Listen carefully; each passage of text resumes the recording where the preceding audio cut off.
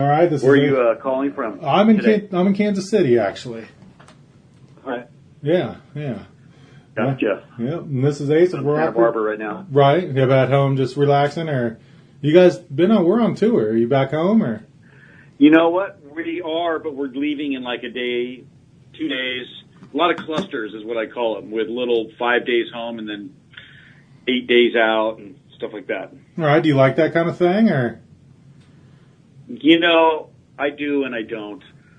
The part I don't like about it, I mean, you think like, oh, I get to go home, I get to do all my stuff, but you get out of the mode. Once you, like 5 shows in, you start hitting your stride in a certain way that I can't quite describe other than if you've ever done it. Nope, never done it. I guess, I mean, what would you call it? Your road legs. You get your road legs. Right.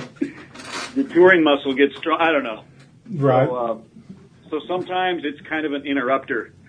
And so like right now we just had 8 days off.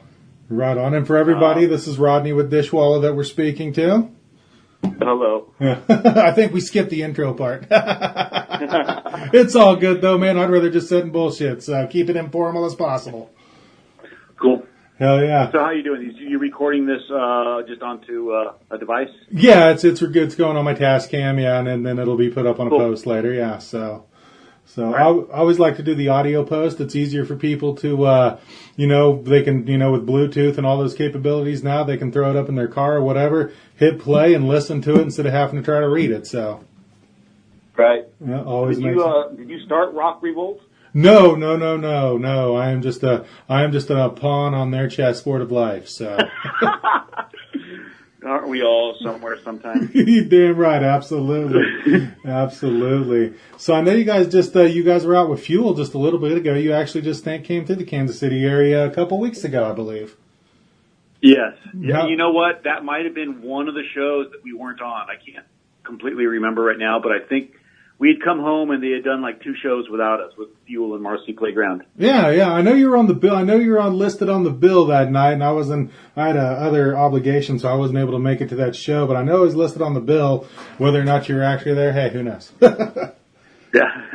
Right on. So right. You guys are going out and doing these little 5-day bursts, these little stints, as you call it, supporting your first album in almost 10 years, man. You guys have released. How cool is that? Right, yeah. Released Juniper Road. It's available now digitally. Putting the hard copy out July 14th, man. It's a great album, man. I've actually been listening to it the last couple days. Thanks. I'm glad to hear that. We just got done with a shitload of work on it, so I'm taking a little break from it, other than the shows. Right. But I'm glad to hear you say that. Right on. I'm really proud of it. Without a doubt. You're saying you pretty much just got done working on it, so you guys put it out digitally quick then, yeah? We did, yeah. I mean, but we've been working on some of these songs for a long time. Right. But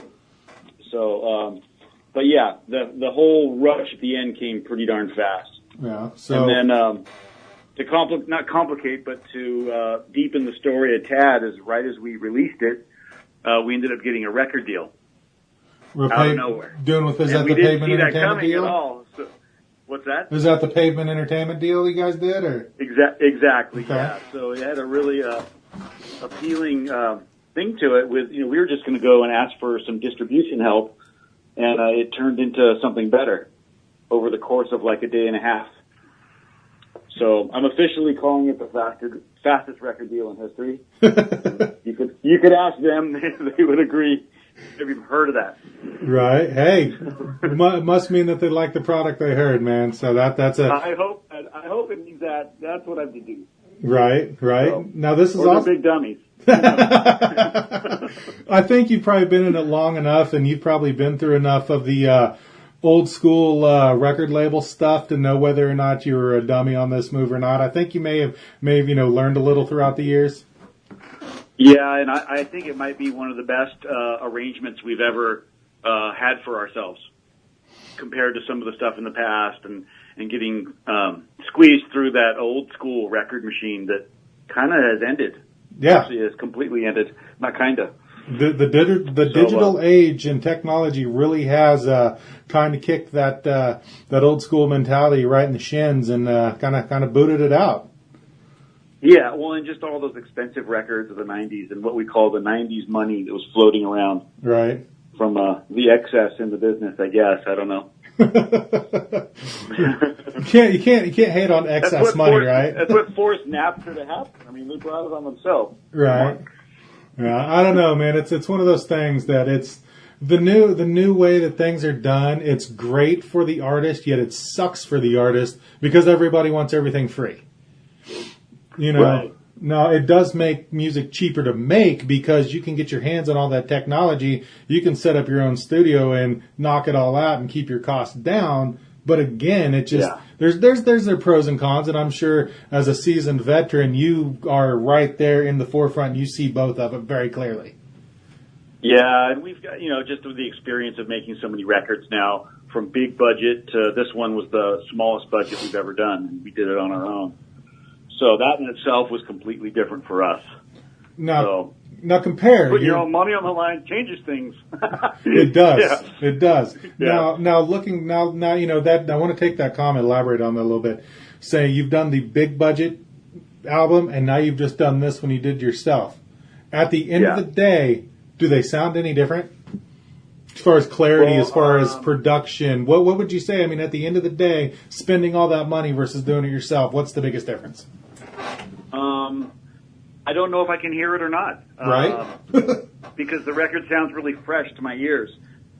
We've always gone for what I would call more classics album production, where, trying to avoid the flavor du jour of whatever the latest band on K-Rock was doing or something, Right. And so when I listen back, like the drums all sound like drums and the guitars sound like guitars, and they're, for the most part, natural, organic instruments, except for, all the Moogs and synthesizers we use. But so we've sort of kept it at that, and I guess we know how to do it. Right. So we can do it in our garage, or we could do it at a real expensive place down at Henson Studios, or, and this one we started a lot of it in our garage. And when we decided we wanted to retrack things, we went out to the desert and set up a killer, makeshift guerrilla studio in Eric Burton's house, by the way. That's some kind of good luck I have to refer to. But then we had Sylvia Massey come out and kind of help us for 2 weeks. So it was I would say writing, definitely it was like in the years. It was writing in the years, but then a big blast of effort for 2 weeks. No. And that doesn't give you a lot of time to second guess. So maybe some of our other records, we had so much time and assessing time. You know what I mean? Right. And so I don't know if that helped or not. We had to commit and go on this one, sort of. Yeah. Man, like I said, I can't fucking talk. It either worked or it didn't, and you're going to find out. And from what I hear, it sounds like it worked all right.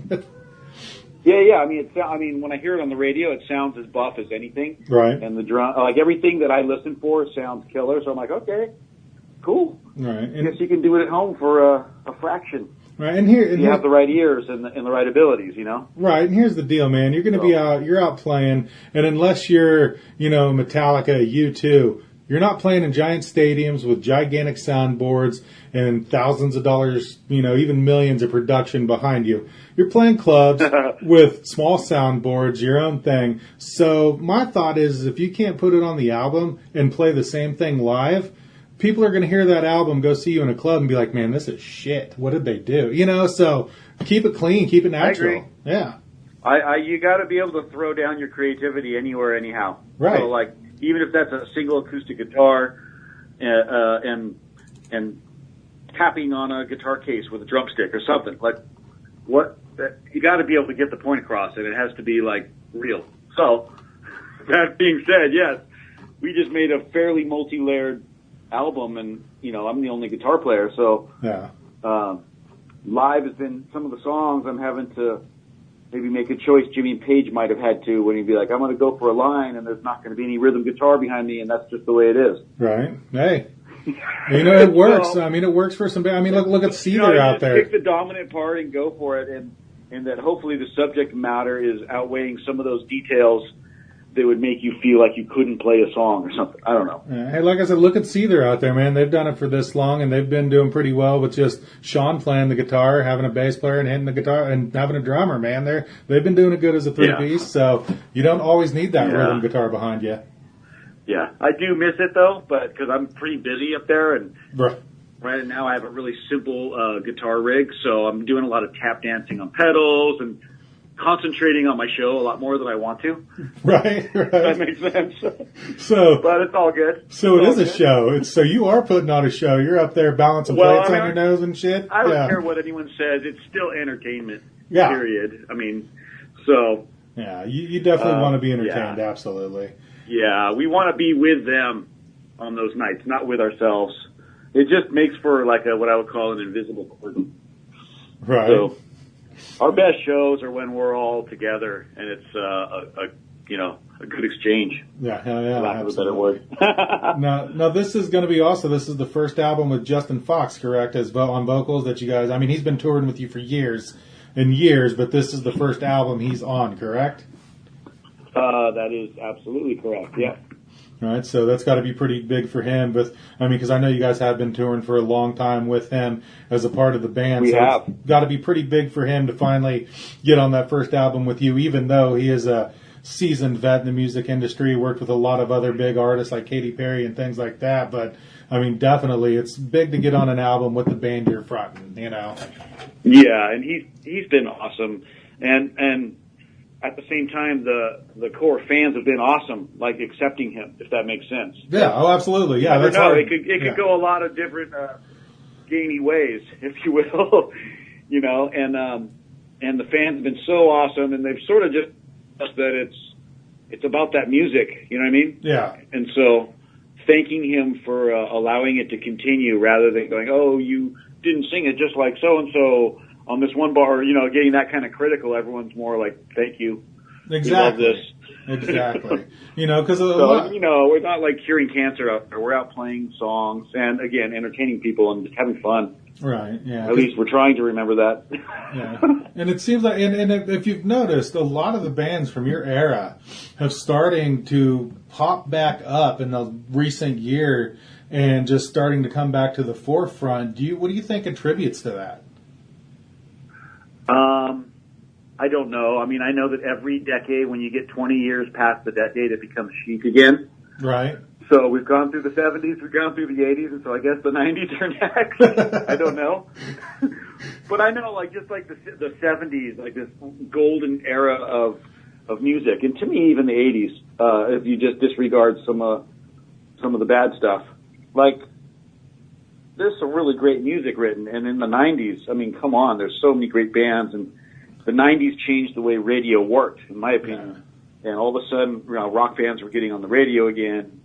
And Nirvana was like crushing sound with really good pop songs. And so it was really changing what radio was. Right. And we got to be part of that. So I'm definitely thankful of that, but I think that might be why. I mean, the Radioheads, the Rage Against the Machine, you know, so many good bands. Yeah, the 90s to the early 2000s, man, the rock music was just on another level that I hope it gets back to again, but it's going to be hard to reach. Yeah, I agree. Yeah. You know, Soundgarden, of course, was a big one for us, and we were on the same label with them, so we were always sort of admiring how badass they were. You know, yeah. Yeah, most definitely. Most definitely. So, with these little short bursts you guys doing, what do you have coming up to support this new album? What kind of? So with these bursts, you're probably not getting too far away from home, are you? Say again? I didn't hear the last part. So with these bursts that you're doing on these tours, you're probably not getting too far away from home. So how are you guys going to get out there and do a nice, good support of Juniper Road? Well, we're basically going for it. It's kind of guerrilla style, unlike the old days where we had a record in the box and a 6-month rollout and all the timelines and stuff. We're kind of more punk rocking it in the fact that we just finished it and we're like, well, shit, we want to put this out because we want to be busy next summer. And so, honestly, we've been rushing everything from what I would consider the old school right way to do it is. And again, this record deal fell out of nowhere. and it's kind of like, hey, we're not going to miss a beat, so we're going to take that off of iTunes and put it right back up under Sony, and here we go. Yeah. And so that was a week and a half ago. Oh shit. Yeah. So I mean, like changing the files over, like getting our business intertwined with them, so that we can all have our business meetings and go do our job. You know? So in all honesty, I think that's you're just kind of like, shit, I really don't even know what's going to happen yet. It just happened. Hell no, honestly. I mean, and after what we've been through, I mean, it's such a crazy thing that I don't count on anything except hopefully having fun and, you know, having it go well enough to be able to do it for a living would be like the first and foremost goal. Right. But we want to just we're proud of our brand, so we want to do it upright. I guess to answer your question specifically, like, let's see, in 2 days we fly out to Pennsylvania. We're going to play one show, and then we're going to fly home. Oh, okay. And then we're home for 5 days, and we fly out again, and we do like 6 shows. And we'll either rent a bus or rent vans, and we drives, and pretty much go take care of business, you know, right on. The way we always have. Absolutely. So it's sort of a new rock army, and you're like, okay, record mode means boot camp. So yeah, hey, let's go everyone. Guerrilla style. I think you hit it on the head right there. You should just call Shut up and get in the van. You should call it the Guerrilla Tour. Hell. Yeah, right. You guys are somewhere in there. We need to write our own cookbook of all the good eats around America. See, and you know you just spoke to my inner fat boy right there, because that's what I would be doing if I was on the road, man. I would be paying attention to where all the good food is. That's exactly what I would be doing. Yeah, because I love to cook, I love to eat, man. So that would totally be my cup of tea. So I take it you're probably well in that spot too. You like to get the different food spots. Oh crap! I think I lost you. I lost you there. Yeah, I don't know. I think it's me, because I've been doing that lately. I live in a weird area. Right on. Well, you were talking about the food places, and I said you'd spoke to my inner fat boy, because that's what I would be doing, is keeping track of all the places I have the food out there, because I love to cook and I love to eat. So, and I take it you must be there too if you're mentioning it. Heck yeah! You should have been with us in Texas. We had so much barbecue. Like, I think I need a month off. That's where, I'm in Kansas City, man, and when I hear Texas barbecue, I laugh, you know. Because it ain't shit compared to your Kansas beef, right? Well, you know, I mean, we're going to get that in Kansas. All the Texas people are going to be like, screw you, Kansas, you know. Memphis is going to be like, well, you both suck. So, it's a good, fun, friendly battle. I'm all about the brisket, so as long as you guys do that too, I'm there. All right. Well, we take brisket to another level, and we do burn-ins. Ooh. Which is where you take the point of the brisket, you cook it for about another 4 hours, and cut it up into little blocks of meaty goodness. Oh, so you guys come through on that Guerrilla Tour into KC, man. You have Barbara let me know, and I will hook you up personally. Well, I'll let you know what's up. All right, then. So, yeah, we make sure that happens. Well, man, it's been a pleasure talking to you, Rodney. This has been a very fun phone call. Very enjoyable. I appreciate your time, man, and I really do hope to see you guys through town soon, man. Good luck. Thanks. I appreciate that. I think that this year, and again, like I think I mentioned that we had started late, so like we're booking the summer the best we can. I think we've got about another 15 to 20 shows. Yeah. You know, in clusters. A couple of them are super good ones. But in general, we'll look into fall, and this record will still be going next year. So, like, I keep thinking of, like, the effort we put in now is going to affect what happens to us next summer. Right on. So we're always leapfrogging ahead with our projections and with our effort. You know what I mean? Oh, absolutely. Seems like it's always been that way. Absolutely. But, yeah. So, like, just having the new music, doing these interviews like with you right now, like, this all, like, helps our story so much. So I totally appreciate it. Absolutely, man. Not a problem. Anytime. So, yeah, good luck out there, man. Spread the good word of the music, and, just keep doing what you're doing, man. Cool, dude. Thanks, man. All right, sir. We'll talk to you soon. All right. Have a great day. You too. Bye-bye.